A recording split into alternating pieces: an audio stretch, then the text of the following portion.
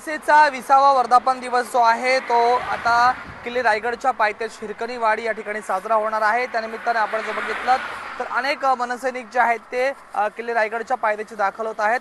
आपण जर बघितलं तर संपूर्ण वातावरण जे आहे ते महामार्गावरती मनसेमय झालेलं आहे। अत्यंत मनसेचे फ्लॅक्स बोर्ड जे आहेत ते या ठिकाणी लागलेले आहेत, मनसेचे झेंडे जे आहेत त्या ठिकाणी लागलेले आहेत। आपल्यासोबत या संदर्भामध्ये बातचीत करण्यासाठी मनसेच्या रायगड जिल्हा प्रमुख आहेत।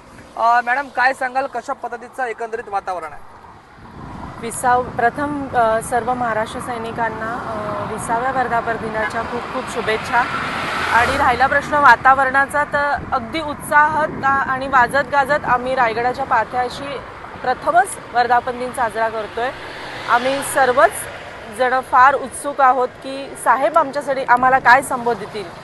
आणि एक शेवटी साहेबांचा एक बेंचमार्क आहे की ते नेहमीच वेगवेगळ्या पद्धतीने वर्धापन दिन साजरा करतात।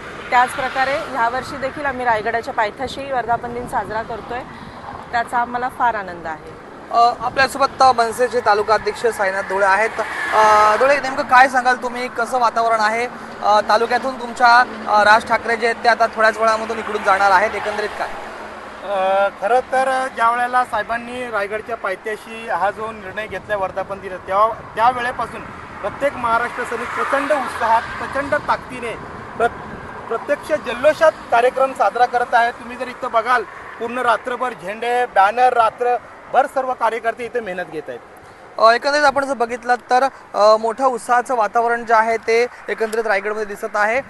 संपूर्ण मुंबई गोवा महामार्गावरती अशा पद्धतीचे फ्लॅक्स बोर्ड आणि झेंडे जे आहेत ते मनसेचे लागलेले आहेत। एकंदरीत राज ठाकरेचे थोड्याच वेळामध्ये त्यांच्या निवासस्थानावरून किल्ले रायगडकडे प्रस्थान करणार आहेत आणि याच मुंबई गोवा महामार्गावरून राज ठाकरे जे आहेत ते किल्ले रायगडच्या पायथ्याशी ज्या ठिकाणी मनसेचा वर्धापन दिवस साजरा होणार आहे त्या हिरकणीवाडी या ठिकाणी दाखल होणार आहेत। राजवैश्व पायण, टीव्ही 9 मराठी, रायगड।